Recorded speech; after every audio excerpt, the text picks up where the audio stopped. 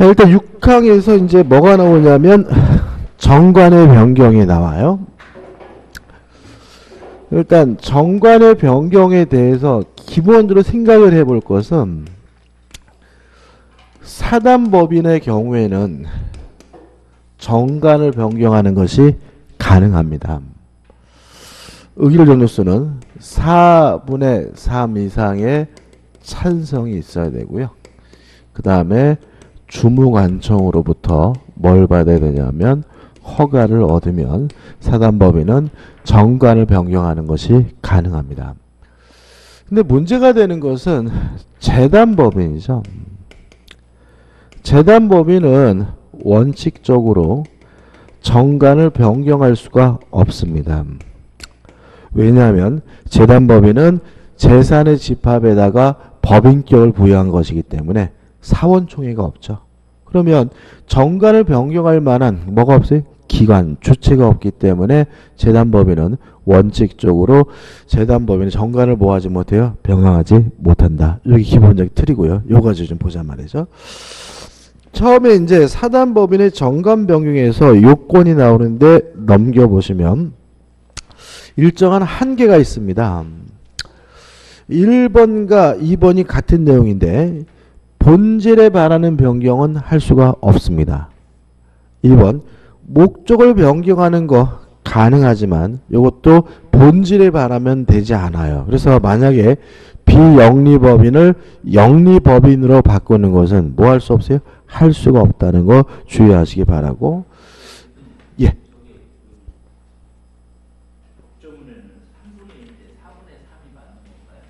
잠깐만요. 아이고, 이제 제가 잘못했구나. 아까 전 시간부터 잘못했죠, 제가. 그죠? 아우, 잘못했다. 아우, 죄송합니다. 3분의 2입니다. 그죠? 죄송합니다. 그죠? 아우, 죄송해요. 아까 왜 그죠? 그러니까 우리가 사단법인을 해산할 때는 몇 분의 몇이죠? 4분의 3. 정관을 변경할 때는 뭐죠? 3분의 2입니다. 아까 시간부터 잘못했네요. 그죠? 이제 수정할게요. 그죠? 사단법인을 해산할 때는 뭐죠? 4분의 3이지만 정관을 변경할 때는 몇 분의 몇이죠? 3분의 2입니다. 죄송합니다. 그죠? 틀리시면 안 되고. 그 다음에 변경금지 규정이 나오는데 만약에 정관에다가 변경을 못한다라고 규정을 두고 있으면 어떻게 할 거냐. 그것도 변경하는 것이 뭐죠? 가능하다. 뭐 이 정도고. 그 다음에 3번 재단법인의 정관 변경에서 1번 민법의 규정인데 일단 원칙적으로 뭐 하지 못해요? 변경하지 못합니다. 다만 예외적으로 재단법인의 정관도 변경하는 것이 가능한 경우가 있는데 나열되어 있죠. 1. 정관의 규정이죠.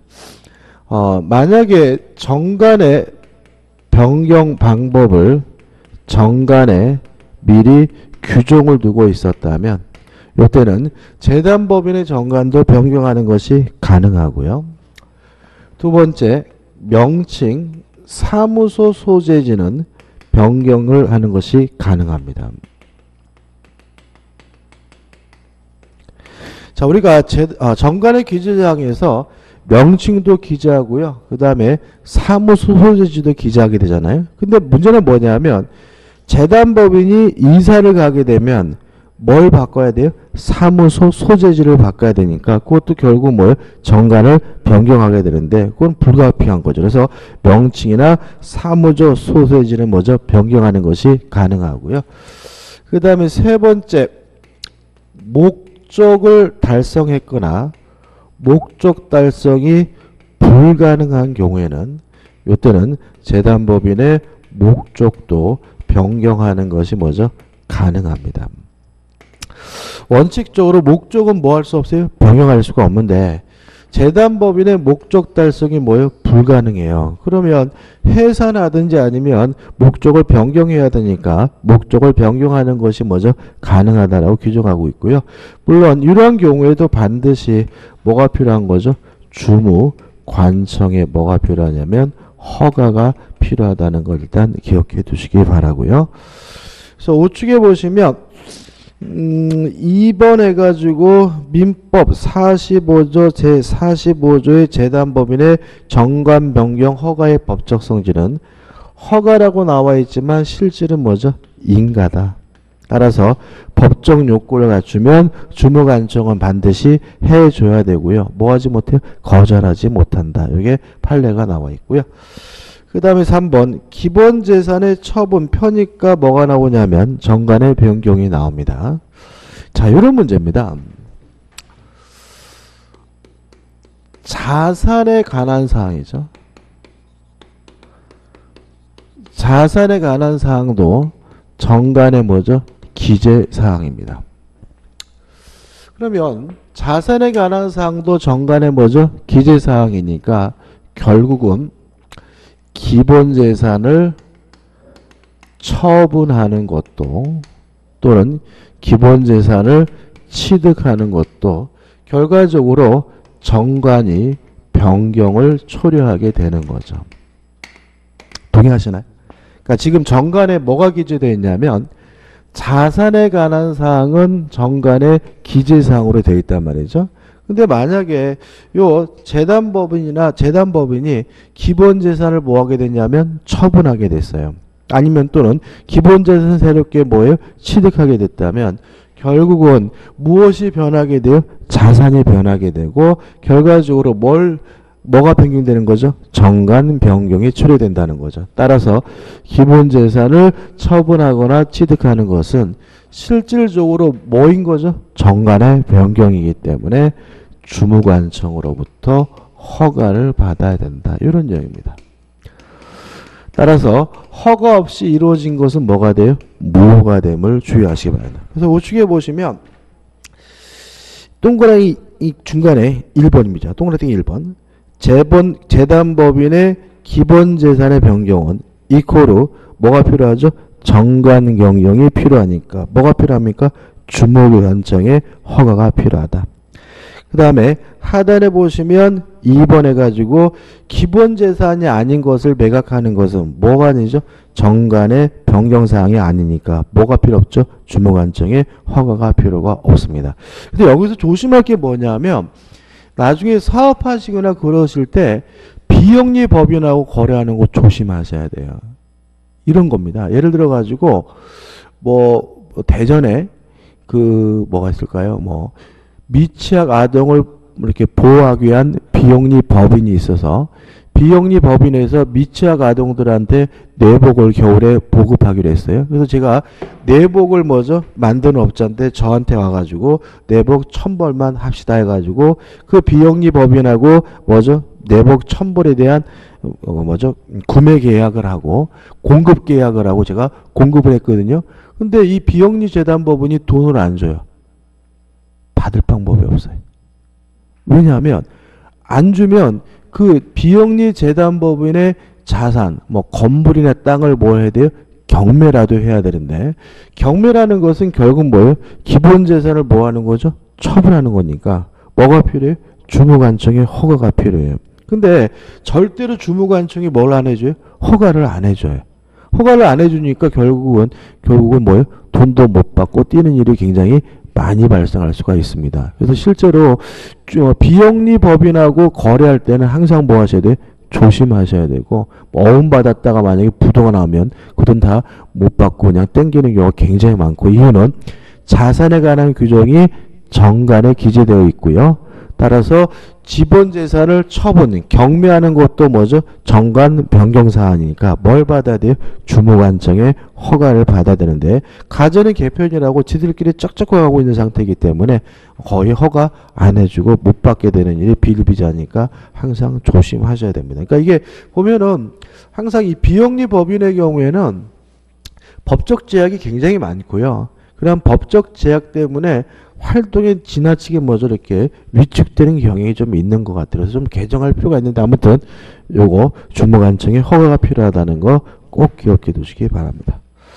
그럼 여기까지 정리해 볼까요? 그죠? 간단하죠, 그죠? 자, 정관을 변경할 때는 제가 아까 잘못 말씀드렸죠. 사단법인은 사원총회의 3분의 2 이상의 찬성과 주무관청의 허가를 받아야 된다. 끝인 거죠. 그 다음에 재단법인은 원칙적으로 정관을 변경할 수가 없지만 예외적으로 변경이 가능한 경우가 있는데 첫째, 정관의 정관 변경 방법이 규정되어 있는 경우는 예외적으로 정관 변경할 수가 있고요. 명칭이나 사무소 소재지는 뭐 할 수 있어요? 변경할 수가 있고요. 그 다음에 목적 달성이 불가능한 경우에 목적을 변경하는 것이 가능한데 반드시 뭘 받아야 되죠? 주무관청의 허가를 받아야 되는데 허가는 말 그대로 허가가 아니라 뭐죠? 인가다. 따라서 법적 요건을 구비했다면 주무관청은 뭐 할 수 없죠? 거부할 수가 없고요. 그 다음에 자산에 관한 사항도 정관의 기재사항이므로 기본재산을 처분하는 것도 취득하는 것도 정관의 변경을 초래하기 때문에 뭘 받아야 됩니까? 주무관청의 허가를 받아야 되고요. 허가 없이 이루어진 것은 뭐가 되죠? 무효가 된다는 것까지 좀 기억해 두시기 바랍니다. 간단한 부분이지만 시험에 잘 나옵니다. 그 다음에 넘겨보시면 이제 뭐가 나오냐면 법인의 소멸이 나와요. 일단 소멸의 의의가 나와 있고, 자, 이런 문제입니다. 법인은 설립 등기를 하면 법인이 성립하게 되거든요. 설립 등기라면 법인이 성립하고요. 설립 등기라면 법인이 성립한다는 말은 법인은 권리 능력을 뭐하게 돼요? 취득하게 되는 거죠. 근데 만약에 이 법인을 이제 해산하기로 했어요. 해산 결의를 했고 그 결과 뭐가 됐냐면 청산을 했고요. 또 청산 사무가 종결됐다고 등기를 했단 말이죠. 이때 여기서도 조심할 것은 뭐냐면 등기를 했을 때 권리 능력이 소멸되는 것은 아님을 주의하시기 바랍니다. 교재 그 1, 법인 소멸에 의해서 마지막 보시면 이런 말이 나옵니다. 이 청산 사무가 종료되는 때에 법인은 권리 능력을 상실하여 소멸한다 이렇게 나와있죠. 다시 말하면 등기한 때 권리 능력이 소멸되는 것이 아니라 실질적으로 모든 청산 사무가 종료가 됐을 때 법인이 소멸하고요. 권리 능력을 상실하게 됨을 항상 뭐 하셔야 되냐면 조심하셔야 됩니다. 그러면 이렇게 되는 거죠. 법인이 권리 능력을 취득할 때는 뭐가 필요하죠? 등기. 그죠? 근데 청산사무는 법인이 권리 능력을 상실하는 것은 청산했다고 등기한 때 권리 능력이 소멸되는 것이 아니라 실질적으로 청산사무가 모두가 뭐가 됐어요? 종료가 됐을 때 권리 능력이 뭐죠? 상실되는 거죠. 그럼 여기서 이런 식의 질문이 나오겠죠. 등기한 때 권리 능력을 취득한다? 오죠. 그죠? 청산 등기라면 권리 능력이 소멸된다? X. 이때는 실질적으로 청산 사무를 모두 종료해야 비로소 권리 능력이 뭐가 돼요? 소멸된다는 거, 상실하게 된다는 거 하나 좀 주의하시기 바라고요. 2번 법인의 해산해가지고 1번 법인의 사단, 재단 법인의 공통된 해산사유가 나와 있는데 1. 당연한 얘기들이 나와 있습니다. 존립기간의 만료, 기타 정관에 정한 해산사유의 발생. 2번 법인의 목적의 달성 또는 달성의 불능. 3번 파산. 4번 설립허가의 취소예요. 그죠? 여기서 문제되는 게 최근에 나왔죠. 그 이번에 그 위안부 있잖아요. 진실 화해를 위한 재단인가요? 지금 그 진실 화해를 위한 재단이 일본 놈들이 돈을 줘가지고 뭐죠? 만들었잖아요. 그죠? 만들었는데 그것도 물론 뭐예요? 비영리 재단 법인입니다. 그러면 그 진실 화해를 위한 재단이 지금 비영리 재단 법인이니까 정부가 뭐 하기로 했어요? 해산하기로 했거든요. 해산하기로 했으면 뭐에 따라서 민법의 규정에 따라서 해산하게 되는데 해산 사유가 총 뭐까지요? 4가지밖에 없어요. 존립기간의 만료, 기타 정관이 정한 해산 사유죠. 아마 그런 거는 해산 사유에 안 적여놨겠죠. 그 다음에 또 법인의 목적의 달성 또는 달성의 불능, 요것도 해산 사유에 없을 것 같고 이것도 아니고 3번 뭐도 아니에요? 파산도 아니고 4번 설립허가의 취소인가요? 그럼 결국은 만약에 정부가 강제로 그 비영리 재단 법인인 그 재단을 해산하려면 뭐 하는 방법이 있는 거죠? 설립 허가를 취소하는 방법밖에 없는 거죠. 그죠? 그러니까 지금 일본 애들이 대단히 뭐죠? 많이 반발하고 있죠. 그죠? 반발하고 있긴 한데 조금 좀 문제가 있습니다. 넷 중에 한 가지 사유가 필요하고. 그 다음 2번 사단법인에만 특유한 해산 사유는 사원이 없게 된 경우죠. 아까 우리가 사원이 한 명이 있더라도 사단법인은 뭐 한다 그랬어요? 존속한다 그랬죠. 근데 만약에 사원이 한 명도 없게 되면 사단법인은 뭐 하게 돼요? 해산하게 되고, 그 다음에 총회 결의 몇 분의 몇이었죠? 4분의 3 이상의 찬성으로 사단법인은 뭐 할 수 있죠? 해산 결의를 할 수가 있고요. 그 다음에 우측에 보시면 법인의 청산해가지고 의의, 결국 뭐죠? 해산하기로 했다면 법인의 재산을 뭐죠? 정리하는 절차에 우리가 청산이라고 하는데, 이번 청산법인의 권리 능력에서 이런 말이 나옵니다. 해산할 법인은 청산의 목적 범위 내에서만 권리가 있고 의무를 부담한다는 말이 나오고, 넘겨보시면 청산법인의 기간해 가지고 나옵니다. 그죠? 자, 한번 생각해 보죠. 지금 법인의 기간은 이사가 있었고요. 그 다음에 감사가 있었고 사원 총회가 있었어요. 근데 만약에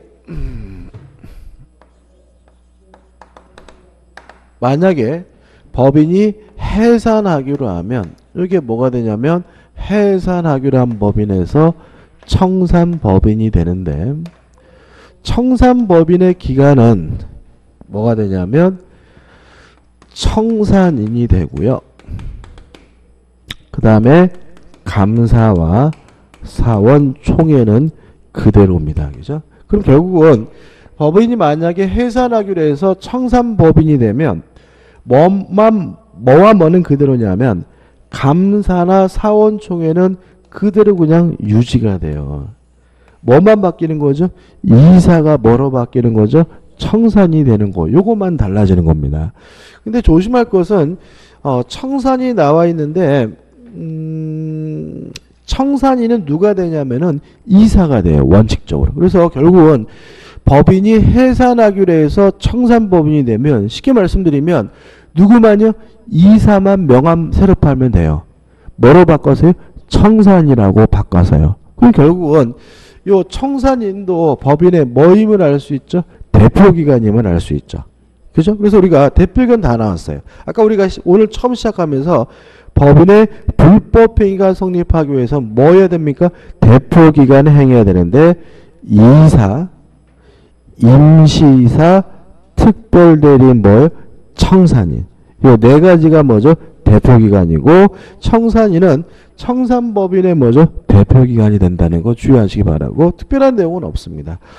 그 박스 밑에 2번 보시면 2번 1번 보시면 법정 청산인에서 법인이 해산한 때에는 파산의 경우를 제하고는 이사가 뭐가 돼요? 청산이 됩니다. 그 다음에 나머지 기간 감사나 사원총회는 그대로 계속해서 뭐가 돼요? 유지가 된다는 거 주의하시기 바라고, 다만 2번에서 법원은 청산인을 새롭게 선임하거나 뭐 하는 것이 가능하죠? 해임하는 것이 가능하다는 점 크게 기억하시면 되고요.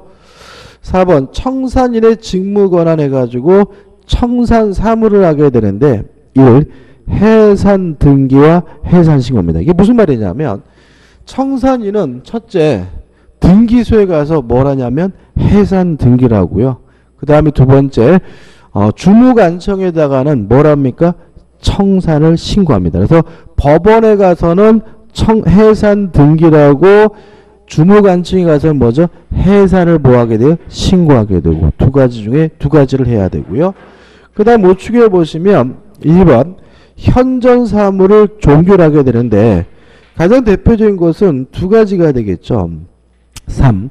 받을 돈이 있다면 받을 돈은 어떻게 해요? 받습니다. 채권을 뭐하게 돼요? 추심하게 되고 2번 갚을 돈이 있다면 채무를 뭘 해야 돼요? 변제를 해야 되는데 채무를 변제하기 위해서 채권 신고를 친구할 것을 공고하고요. 그 다음에 또 알고 있는 채권자에게는 채권을 신고하라고 뭐죠? 최고 독촉을 해줘야 하고요. 크게 기억하시면 돼요. 그 다음에 넘겨보시면 신고 기간이 지나게 되면 2번에서 뭐 하게 되냐면 변제가 됩니다. 변제하게 되는데 주의하실 것은 1번 채권 신고 기간 내에는 뭐 할 수는 없어요? 변제할 수는 없다는 거 주의하시면 합니다. 이 부분은 나중에 좀 약간 복잡한데 자세히 볼 건데 오늘은 그냥 간단하게 틀만 잡을 거예요. 근데 하단에 보시면 이제 뭐가 나오냐면 5번 자녀 재산의 인도가 나와요. 자, 그럼 이런 문제입니다. 자, 지금 청산인이 법인의 재산을 뭐예요? 청산합니다. 하는 게 뭐냐? 사물을 뭐예요? 다 종료하고 받을 돈이 있으면 받고 줄 돈이 있으면 어떻게 주는 거죠. 이런 결과를 통해 가지고 만약에 청산이 됐는데 재산이 남아요. 그러면 자녀 재산은 어떻게 할 것이냐?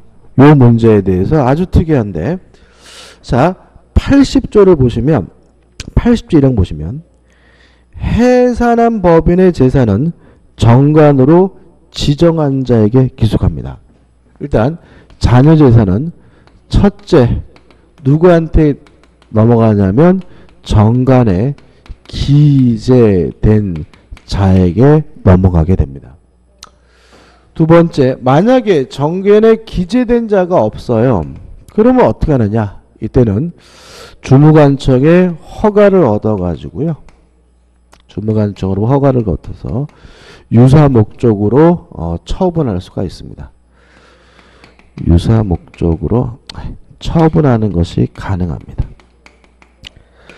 그 다음에 이렇게 주무관청의 허가를 얻어서 처분했는데도 불구하고 재산이 남아요. 그럴 때는 세 번째 국고로 기속되게 됩니다. 규제 한번 보시면 자 80조 1항 해산한 법인의 재산은 정관으로 지정한 자에게 기속한다. 2항 정관으로 기속 권리자를 지정하지 아니하거나 이를 지정하는 방법을 정하지 아니한 때는 이사 또는 청산인은 주무관청의 허가를 얻어 그 법인의 목적에 유사한 목적에 의하여 그 재산을 처분할 수가 있다. 그러나 사단법인에 있어서는 총회의 결의가 있어야 된다. 3항 전 2항의 규정에 의하여 처분되지 아니한 재산은 뭐하게 되죠? 국고에 기속되게 됩니다. 그러면 이렇게 되는 거죠. 누가 제일 먼저 돈을 받아갑니까? 정관에 기재된 자. 없으면 누가요? 주무관청에 허가를 얻어서 유사 목적으로 뭐하게 돼요? 처분하게 되고요. 그래도 남게 되면 어디로 갑니까? 국고로 뭐하게 돼요? 기속이 돼요. 여기서 요거는 없는 거죠. 사원들이 나눠 갖는다 요거는 없어요. 그죠? 재단법인의 경우에는 설립자가 가져간다 요것도 없습니다. 그래서 문제가 되는 게 첫째는 뭐냐면 학교예요. 최근에 그 대학 중에서 부실대학이 많잖아요. 그러면 부실대학도 뭐예요? 비영리 재단법인이거든요. 그러면 그 대학을 폐교라고 문을 받으면 그 재산을 어떻게 해야 돼요? 설립자가 못 가져가요. 그죠? 정관에 기재된 자 기재 안 합니다. 이런 거 보통. 그 다음에 유사 목적으로 처분한다? 처분하더라도 뭐가 남아요? 돈이 남잖아요. 돈이 남으면 누가 가져가요? 국고. 그러다 보니까 대학을 설립하신 분들이 학교를 폐교를 안 하세요. 그렇지 않습니까? 여러분이 만약에 재산이 굉장히 많아요. 제가 예를 들어서 한 500억 재산이 있단 말이죠. 그래가지고 이 500억 가지고 뭐 할까 해가지고 좋은 일 하겠다고 해서 지방에다 뭐죠? 대학을 만들었단 말이죠. 대학을 만들었는데 똥통이라고 아무도 안 와. 그래가지고 뭐죠? 학교를 폐교라고 명령을 받았어요. 근데 문제는 폐교를 하게 되면 최종적으로 이게 다 누구한테 가버려요? 국고로 기속되어 버리지 이 재산이 누구한테요? 저한테 오질 않아요. 그래서 최근에 문제가 되는 게 뭐냐면 이렇게 폐고될 위험이 있으니까 그 전에 이거를 빼돌리는 경우가 있어요. 그럼 뭐죠? 횡령죄로 뭘 받아요? 형사처벌 받아요. 그래가지고 국회의원 중에서 지금 재판 중인 사람도 있고 막 그러는 거죠. 그죠? 그러니까 사람들이 어떻게 죽어도 대학을 뭐 하지 못해요? 폐교를 안 해요. 그래가지고 작년인가 어떤 게 있었냐면 국회에서 반은 설립자에게 가져가는 것으로 개정하자. 해가지고 절반은 뭐죠? 설립자나 설립자의 유가족이 이렇게 개정하자라고 이렇게 얘기가 나왔는데 그것도 못했어요. 왜 못했냐면 반을 주는 것도 부당하다고 느낄 거 아니에요. 그분들이. 그렇죠? 그렇다고 법적으로 뭐죠? 전부를 다 준다는 것도 뭐죠? 이게 논리적으로 모순이고 그러다 보니까 그냥 이런 상태. 그래서 좀 대학도 큰 문제고 요새 말이 많습니다. 그래서 뭐 그래가지고 폐교된 대학이 막 뭐가 되죠? 유령 도시가 돼버리고 막 완전히 뭐 그런 상태가 되고 그다음 또 문제가 또 뭐예요? 진실 화해를 위한 재단이죠. 지금 일본 놈들이 뭐죠? 돈을 줬잖아요, 그죠? 돈을 줬는데 그 진실 화해를 위한 재단을 만약에 정보 방침대로 뭐 하면요? 해산하면 정관에 기재된 자에게 재산이 가는데 기재 안 했겠죠? 그죠? 뭐 처분할 문제도 아니고 그럼 그게 뭐가 돼요? 국고로 기속이 되니까 만약에 정부가 일본에다가 돌려주려고 해도 법적인 게 없어요. 그럼 결국은 제가 봤을 때 이렇게 해야 되거든요. 그러니까는 그 진실 화해를 위한 재단의 재산을 일단 뭐죠? 국고로 뭐죠? 기속시키고 특별법 만들어서 별개 예산으로 일본에다가 뭐죠? 돈을 돌려주는 이게 이상한 절차를 다시 밟아야 된다는 거죠.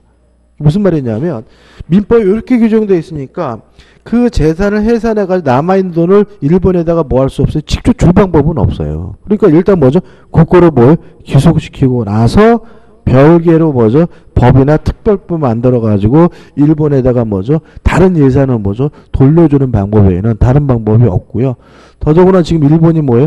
안 받겠다고 뭐죠? 땡깡 쓰고 있죠. 그죠? 근데 이게 얼마죠 이게? 10억인가요? 10억 엔이죠. 10억 엔. 그러니까 우리나라 돈으로 뭐죠? 100억이죠. 100억. 그 뭐하러 재단을 만들었죠? 저는 개인적으로 그냥 n분의 1로 나눠줬으면 되는데. 그죠? 그러니까 이게 뭐냐면 100억이라는 돈을 재단을 만들어서 그분들을 도와주겠다고 해봤자 그분들이 혜택 받는 게 별로 안 느껴지잖아요. 괜히 그 재단 만들면 뭐만 들어가요? 사무실, 유지비, 직원들 월급, 그죠? 급여. 걔네들은 뭐예요? 그냥 또 고연금, 뭐죠? 연봉자로서 뭐죠? 똥똥 살고, 오히려 뭐죠? 목적이었던 그 할머니는 이상하게도 뭐죠? 별로 도움도 받지 못하는 이상한 일이 발생하니까, 제가 이런 말씀 많이 드리는데, 그냥 차라리 뭐예요? 그냥 받자마자 뭐죠? 엠블레이로 그냥 나눠드렸으면, 그냥 이게 좀 좋은 일인지 나쁜지는 모르겠지만 그래도 어느 정도 사건이 해결됐을 텐데 그냥 이걸 또 무슨 쓰다없이 재단으로 만들어 놓는 바람에 일이 완전히 뭐죠? 꼬여버린 거죠.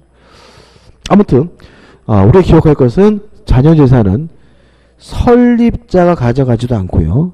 사원들이 뭐하지 않습니까? 분배받지도 않습니다. 정관에 기재된 자 받고요. 없으면 주무관청에 허가를 얻어서 유사 목적으로 뭐 할 수 있어요? 처분할 수 있고요. 그래도 재산이 남으면 뭐죠? 국고에 기속된다는 거 꼭 기억해 두시고 물론 시험 문제는 4번 해가지고 설립자가 가져간다 X, 출연자가 가져간다 그럼 뭐죠? X가 된다는 거 주의하시기 바랍니다. 그 다음 우측에 보신 6번 파산 신청이죠. 자, 이건 어떤 문제냐면 청산인이 법인의 청산을 하는 사무를 시행하는 과정에서 적극 재산보다 채무가 더 커요. 이렇게 적극 재산보다 채무가 초과한다는 사실을 알게 되면 청산인은 법원에다가 뭘 해야 되냐면 파산 신청을 해야 됩니다. 93조 나와 있죠? 1항입니다. 청산 중 법인의 재산이 그 채무를 완제하기에 부족한 것이 분명하게 된 때는 청산인은 지체 없이 파산 선고를 신청하고 이를 뭐죠? 공고하여야 합니다. 자, 여기서 주의할 것이 있는데 2항이에요. 2항을 보시면 청산인의 이는 파산관제인에게 그 사무를 인계함으로써 그 임무를 종료한다죠. 그죠? 근데 여기서 메모를 하는데 그 사무에서 그를 동글뱅이 치시고 파산 사무. 이게 무슨 말이냐면 파산 사무만 파산관제인에게 넘어가요. 임무가. 따라서 파산 사무를 제외한 나머지 사무는 청산인이 계속해서 뭐하게 돼요? 수행하게 되는 것을 해석함을 주의하시기 바랍니다. 다시 한번요. 이 항을 다시 한번 읽어볼게요. 청산인은 파산관제인에게 그 사무를 인계함으로써 그 임무가 종료가 되는데 청산인의 모든 임무가 다 종료되는 것이 아니라 뭐만요? 파산 사무에 관한 임무만 뭐죠? 종료가 됩니다. 그래서 만약에 이런 시험이 나올 수 있죠. 파산 선고가 있으면 청산인의 임무는 종료가 된다. X다. 파산 사무에 대해서만 파산관제에게 넘어가고요. 나머지 정상적인 사무는 계속해서 누가 수행합니까? 청산인이 수행하게 되는 거죠. 이것도 문제입니다. 그래서 실제로 이렇게 법인이 해산하는 과정에서 이렇게 파산이 벌어지게 되면 이전에 이 청산법인의 대표가 뭐예요? 청산인도 있고 누구도 있어요? 파산관제인도 있고 둘이 생기게 돼요. 그러면 둘 간에 뭐죠? 또 싸움이 벌어지더라고요. 싸움이 벌어져가지고 막 때려 부시고 막 이런 것도 막 발생하고 그럽니다. 그래가지고 보통 이제 파산관제인은 변호사들이 주로 많이 하거든요. 그래서 법원이 변호사를 선임하는데 그래가지고 이제 막 저 영특 가니까 현수막 걸어놨더라고요. 뭐 파산관제인 뭐 홍길동 변호사의 뭐 선임을 축하드리면서 막 그래가지고 이제 뭐죠? 그 안에 있는 상인들이 이제 파산관제인 편, 청산인 편 해가지고 막 싸우고 막 이런 일이 벌어지게 되는데 이것도 입법적으로 좀 문제가 있는 것 같아요. 그죠?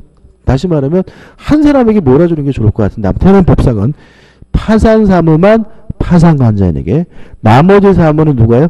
청산인이 계속 수행한다는 거 꼭 기억해 두시기 바랍니다. 그것만 주의하시면 돼요. 그 다음에 이제 7번 마지막이죠. 청산 종결에 등기하신 겁니다. 94조죠. 청산이 종결한 때는 청산인은 3주간 내 일을 등기하고 주무관청에 신고를 합니다. 그럼 다시 말씀드리지만 청산사무가 종결됐다는 것을 등기했다 그래서 권리 능력이 뭐 되는 건 아니에요? 소멸되는 건 아니다. 실질적으로 청산사무가 다 뭐가 돼야 돼요? 종료가 돼야지만 그때 비로소 권리 능력이 상실되고 권리 능력이 소멸된다는 거 하나만 뭐 하시면 돼요? 주의하시면 됩니다. 끝입니다. 그 다음 넘겨보시면 등기사항이 나와 있네. 외울 건 아닙니다. 그죠? 외울 건 아니고 가장 중요한 것이 뭐였죠?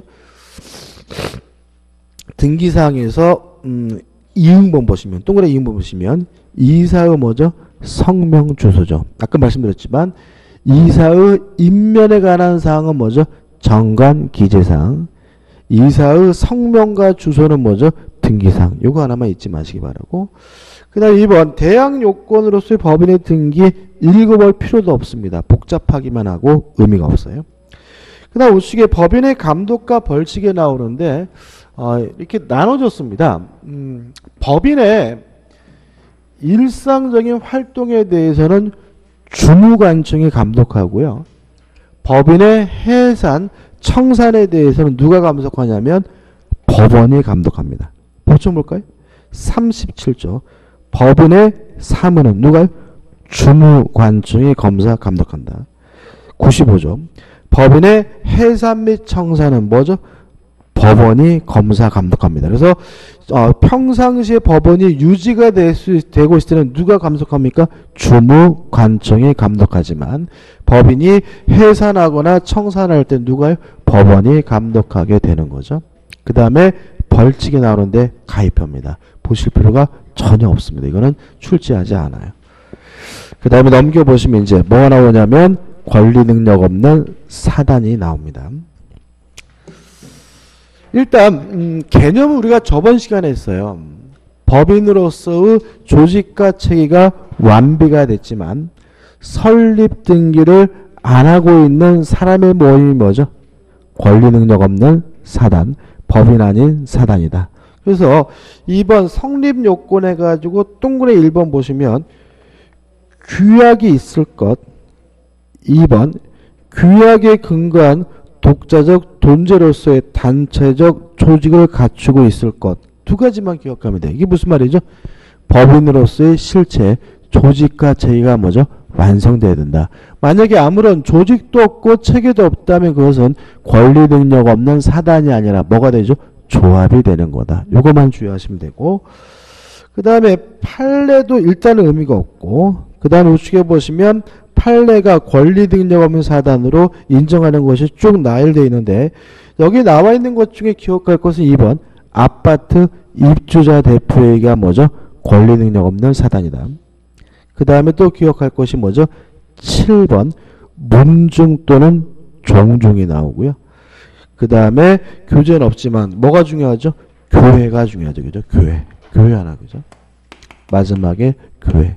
그래서 저번 주에 말씀드렸다시피 권리 능력 없는 사단으로서는 교회와 종중 두 가지를 꼭 기억해 두시기 바라고요. 그 다음에 넘겨보시면 권리 능력 없는 사단의 법적 주의 해가지고 1번 사단 법인에 관한 민법 규정이 뭐가 돼요? 유추 적용이 됩니다. 자, 그럼 생각해 보자고요.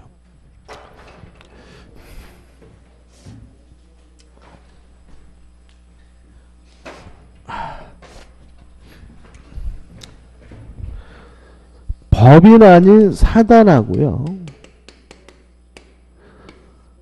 사단법인의 차이점은 뭐냐면 한 가지밖에 없죠. 설립 등기를 하고 있으면 뭐예요? 사단법인. 설립 등기를 안 하고 있으면 뭐죠? 법인 아닌 사단이잖아요. 그러면 여기서 우리가 뭘 할 수 있냐면 사단법인에 관한 민법 규정은 법인 아닌 사단에도 뭐죠? 유추해서 적용이 돼요. 다만 뭐는 빠지냐면 등기에 관한 규정은 제외되겠죠. 동의하시나요? 자, 예를 들어 가지고 이사의 대표권 제한은 등기를 해야 제3자에 뭐 할 수 있어요? 대항할 수 있다. 그죠? 근데 법인 아닌 사단은 권리 능력 없는 사단은 뭘 안 하고 있어요? 등기를 안 하고 있죠. 등기를 안 하고 있으니까 등기를 해야 제3자 대항할 수 있다는 규정이 법인 아닌 사단은 뭐 될 수 없어요? 적용될 수가 없는 거죠. 그래서 일단 우리가 법인 사단법인의 민법 규정 모두 다 뭐예요? 법인 아닌 사단에 그대로 뭐예요? 유추 적용되는데 뭐는요? 등기에 관한 규정은 싹 빠진다. 왜냐하면 법인 아닌 사단은 뭘 하지 않고 있어요? 설립 등기를 하지 않고 있기 때문에 등기할 방법이 없기 때문에 등기에 관한 규정만은 뭐죠? 적용되지 않는다는 거 꼭 기억해 두시기 바랍니다. 그게 전부. 그래서 교재 보시면은 유추 적용해가지고 1번에서 쭉 나열되어 있는데 쭉 보시면 돼요. 뭐만 빠지면요? 등기를 뺀 나머지는 다 뭐죠? 그대로 뭐가 돼요? 적용이 되니까. 그죠? 2번도 마찬가지입니다. 한번 읽어보시되 크게 기억하시면 되고요. 그 다음에 법인 아닌 사단은 말 그대로 뭐가 없냐면 권리 능력이 없어요. 왜냐하면 법인이 아니니까. 다만 우리 법은 법인 아닌 사단에게 뭘 인정하냐면 당사자 능력은 인정합니다. 당사자 능력을 인정하는데 두 가지가 있습니다. 등기에 대한 당사자 능력 인정하고요. 그 다음에 소송에 관한 당사자 능력을 인정하게 됩니다. 이게 조금 어려워질 수가 있는데 자, 이런 문제입니다. 예를 들어 가지고 둔산동 교회가 있어요. 자, 교회는 대표적인 뭐죠? 법인 아닌 사단입니다. 근데 교회가 소속되어 있는 이 건물의 소유권은 누구 거가 아니냐면 교육가가 될 수가 없어요. 왜냐하면 법인 아닌 사단은 뭘 가지지 못해요? 권리, 능력을 갖지 못하니까요. 뭘 가질 수 없어요? 소유권을. 그러면 요 교회 재산은 누구 거냐에 대해서 목사님의 개인 재산은 아니고요. 신도들의 공동 소유가 되는데 신도들의 공동 소유로서 이걸 뭐라 그러냐면 총유라고 해요. 그래서 좌측 하단에 보시면 4번 권리 능력 없는 사단의 재산 귀속 관계에서 1번 뭐가 나오죠? 총유가 나오는 거죠. 그럼 이렇게 되는 겁니다. 자, 교회가 가지고 있는 부동산은 교회 거가 아니다. 왜요? 교회는 권리 능력 없는 사단 뭘 갖지 못해요? 권리를 갖지 못하니까요. 또 목사님의 개인 재산도 아니고 신도들의 뭐가 되죠? 공동 소유가 되는데 그 형태가 뭐가 돼요? 총유가 되는 거다. 이렇게 되고요. 이거 좀 이따 보고. 그 다음에 그러면 근데 문제는 요 법인 아닌 사단에게 무엇이 인정되냐면 당사자 능력이 인정되니까 등기에 대해서 당사자가 될 수가 있어요. 그래서 요 건물을 등기할 때는 뭐라고 등기하냐면 둔산동 교회 자체 이름으로 등기를 하게 됩니다. 조금 이상하죠? 자, 다시 한번요. 교회 거는 아니에요. 그렇지만 등기할 때 누구 이름으로 등기해요? 교회 이름으로 등기해야 돼요. 왜냐하면 권리 능력 없는 사단은 뭘 갖지 못해요? 권리를 갖지 못하지만 뭐가 인정이 돼요? 등기의 당사자 능력이 인정이 되니까요. 그 다음 만약에 이 교회가 재판을 하려고 해요. 그러면 소송을 걸 때도 목사님 이름으로 소송 거는 게 아니라 교회 자체 이름으로 소송을 거는 겁니다. 왜냐하면 소송에 대해서 뭐가 있어요? 당사자 능력이 있으니까요. 또 교회를 상대로 소송하고 싶어요. 그때도 누구 이름으로? 교회 자체 이름으로 소송을 겁니다. 왜냐하면 소송에 대해서 뭐가 인정이 돼요? 당사자 능력이 인정이 되기 때문에요. 정리해 볼게요. 자, 권리 능력 없는 사단은 권리 능력이 없다.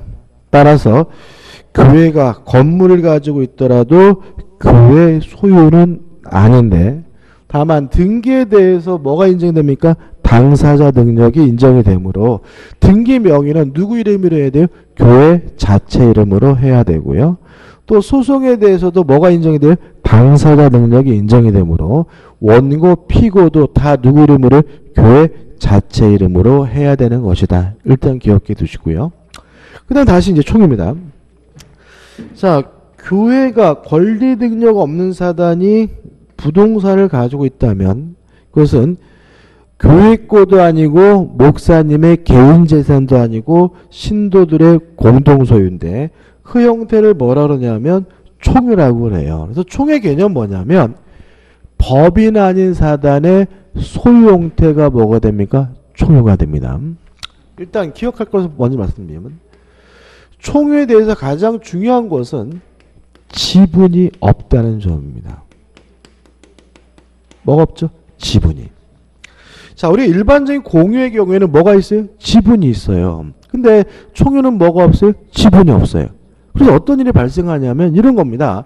제가 둔산동 교회를 다니고 있는데 서울로 이사 가게 됐어요. 그래서 대전 둔산동 교회를 다닐 수가 없단 말이죠. 근데 제가 그동안 낸 헌금이 너무 아까운 거죠. 그래서 계산해 봤더니 교회 재산 중에 852분의 1은 제 것 같아요. 만나가지고 목사님 제가 서울로 이사 가게 됐습니다. 852분의 1을 저에게 주십시오라고 뭐 할 수 없어요? 요구할 수는 없다. 뭐 없으니까? 지분이 없으니까. 따라서 교회가 상속되지도 않죠. 지분이 없으니까. 그래서 아버지가 담임 목사라고 해서 아들이 뭐가 될 수는 없어요? 담임 목사가 될 수는 없잖아요. 요새 또 최근에 문제되는 게 뭐죠? 영생교회인가요? 거기가 이제 뭐죠? 아버지가 뭐죠? 담임 목사인데 아들을 뭐 했어요? 담임 목사로 이렇게 시켰단 말이죠. 그래가지고 뭐죠? 상속되면 안 되는데 무슨 부자지간 해먹는다 해서 막 난리가 나고 막 그랬는데 실제로는 그렇게 난리가 나고 그것이 불법이다라고 주장하는 이유는 뭐가 없기 때문에 지분이 없기 때문에 그 교회 재산이 뭐 될 수는 없어요? 아들에게 뭐 될 수는 없어요? 상속될 수는 없는 거죠. 그래서 최근에 가장 열받고 있는 분이 누구냐면 순복음교회의 조윤기 목사님이세요. 그러니까 순복음교회가 그 전체 신도를 놓고 보면은 세계 최대래요. 영생교회가 문제되는 건 뭐냐면 단일 교회만 놓고 봤을 때 신도 수가 세계 최고래요. 근데 순복음교회는 많잖아요. 그죠? 전체를 놓고 보면 세계 최대 교회인데 지금 문제는 뭐냐면 조윤기 목사님이 맞는 거잖아요. 근데 지금 은퇴하셨는데 은퇴하시고 나니까 뭐죠? 아무것도 인정할 수 없다는 거죠. 왜요? 목사님의 개인 재산이 아니라 신도들의 뭐죠? 공동소유고 요거는 뭐죠? 총유니까 뭐가 없어요? 지분이 없다. 그러니까 이제 이 양반이 뭐예요? 결국은 빈손으로 나가야 될 처지에 놓이니까 그 아들하고 부인을 이용해서 교유 재산을 빼돌렸어요. 그래가지고 뭐죠? 신도들이 뭐예요? 고소해가지고 아들 부인이 뭐죠? 횡령죄로 막 처벌받고 막 이런 일이 벌어지는 이유가 교회는 법인 아닌 사단이고 특징이 뭐가 없기 때문에 지분이 없기 때문에 이런 일이 벌어지는 겁니다. 꼭 기억해 두시고. 그 다음에 총유물, 목적물에 관한 모든 사항, 목적물에 관한 보존행위든 이용계량과 같은 관리행위든 처분, 변경행위든 다 무엇을 통해서 해야 되냐면 사원총회의 결의를 통해서 해야 된다는 거 꼭 기억해 두시고요. 특히 나중에 이제 합의라는 것도 공부하게 되는데 보존행위도 단독으로 하는 것이 아니라 무엇을 통해서 하냐면 사원총회 결의를 통해서 한다는 거 꼭 기억해 두셔야 합니다. 다 끝난 겁니다. 그죠? 정리해 볼게요. 자, 법인 아닌 사단의 소유 형태는 법인 아닌 사단 자체 거도 아니고 개인의 소유도 아니고 구성원들의 뭐죠? 공동소유인데 그 형태가 뭐죠? 총회다. 총회의 가장 중요한 특징은 뭐가 없죠? 지분 자체가 없다는 점이고요. 총유물에 관한 모든 사항, 보존행위든 관리행위든 처분 변경행위든 다 무엇을 통해서요? 사원총회 결의를 통해서 해야 되고요. 만약에 단독으로 총유물에 관한 사항을 하게 되면 뭐가 되죠? 무효가 된다는 거 꼭 기억해 두시고 나중에 우리가 물권법에서 다시 한번 또 다루게 되는데 이 정도만 확실하게 정리해 두시면 됩니다. 끝입니다. 그 다음에 넘겨보시면 뭐가 나오냐면 권리 능력 없는 재단이 나오는데 가입합니다. 보실 필요도 전혀 없어요. 보고 좀 쉬었다가 뭘 들어갈 거냐면